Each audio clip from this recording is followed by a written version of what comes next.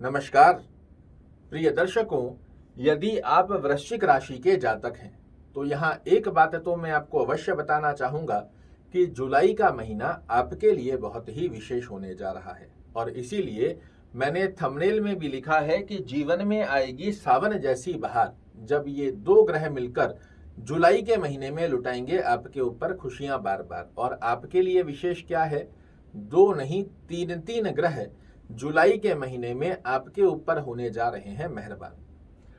जुलाई के महीने में नवग्रहों की स्थितियां क्या संकेत दे रही है, आपका स्वास्थ्य, करियर, फाइनेंस, भाग्य, शिक्षा, यात्रा, दाम्पत्य जीवन, प्रेम संबंधों की गतिविधि किस प्रकार आपके सामने प्रदर्शित होगी, बड़े सूक्ष्म शब्दों में जान लीजिए। साथ ही कार्यक्रम के अंत में वो ब्रह्म की जिसका पालन कर कर आप बना सकते हैं जुलाई के महीने को यादगार।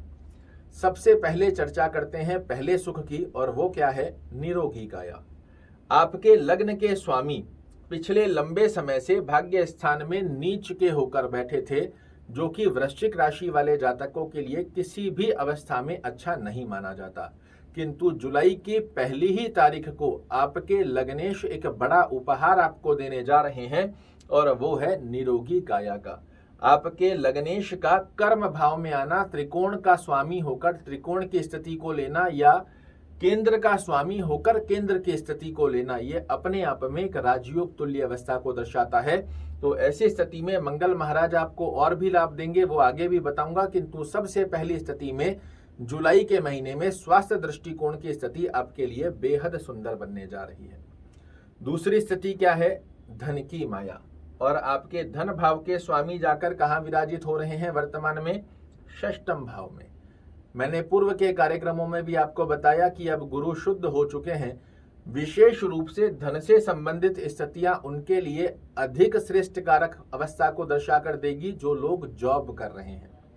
धन से संबंधित जो रुके हुए कार्य थे उनके अंदर आपको थोड़ा सा अधिक परिश्रम करना पड़ेगा, किंतु धन की अवस्थाएं आपके लिए मैनेज होंगी। तीसरी अवस्था की यदि हम चर्चा करें, कर्म क्षेत्र की स्थिति क्या संकेत दे रही है, तो आपके कर्म भाव के स्वामी सूर्य महाराज 17 जुलाई तक आपके अष्टम भाव में बने हुए हैं।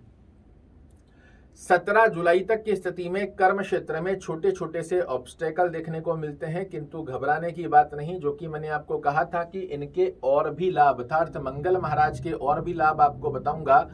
17 जुलाई तक पूर्ण रूप से आपके कर्म क्षेत्र में बेहद अच्छी अवस्थाओं में मंगल महाराज इसकी बैलेंसिंग करेंगे।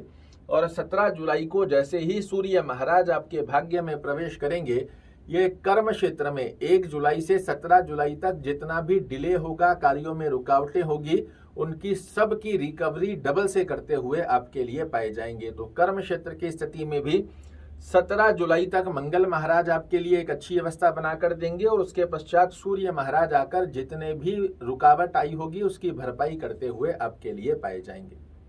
बात करें यदि भाग्य दृष्टिकोण की स्थिति क्या संकेत दे रही है, तो आपके भाग्य स्थान के स्वामी होते हैं चंद्र महाराज।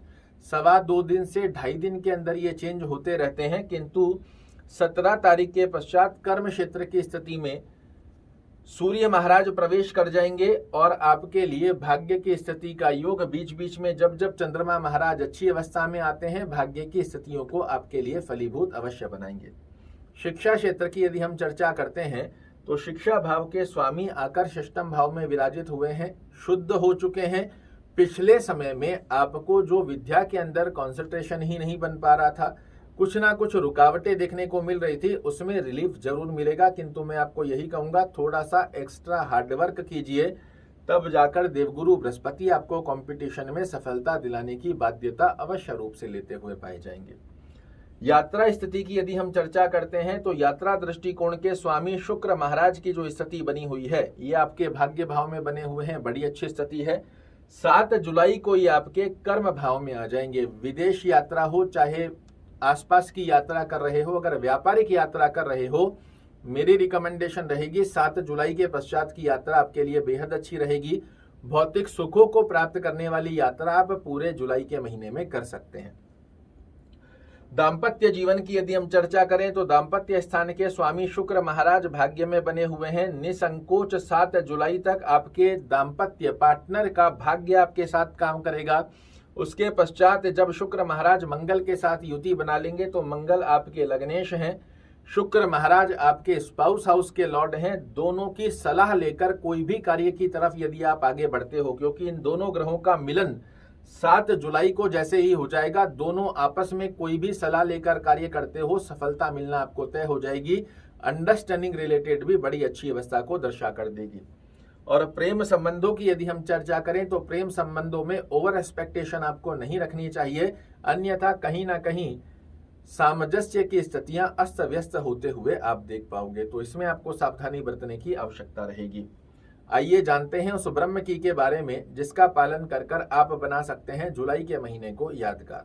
देखिए, आपकी कुंडली का ब्रह्म कारक ग्रह होता है मंगल, और ये अकेला ही काफी है आपके लिए जीवन को सुचारू रूप से चलाने के लिए, क्योंकि मंगल महाराज सेनापति होते हैं और सेनापति का दायित्व होता है पूरी सेना को अपने साथ लेकर चलने का।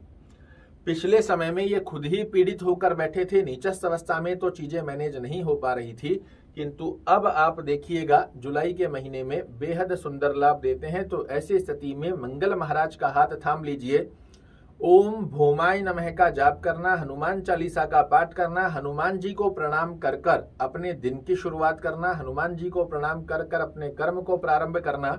और यदि संभवत है घर के आसपास में कोई हनुमान जी का मंदिर है, हर मंगलवार हनुमान जी के दर्शन जरूर से कीजिए। जुलाई के महीने में सावन जैसी बहार आपके आकर ही रहेगी। आशा करता हूं मेरे द्वारा दी गई ये जानकारी आपको पसंद आएगी। कल फिर से एक नई जानकारी लेकर आपके सामने उपस्थित होऊंगा। तब तक के लिए नमस्कार।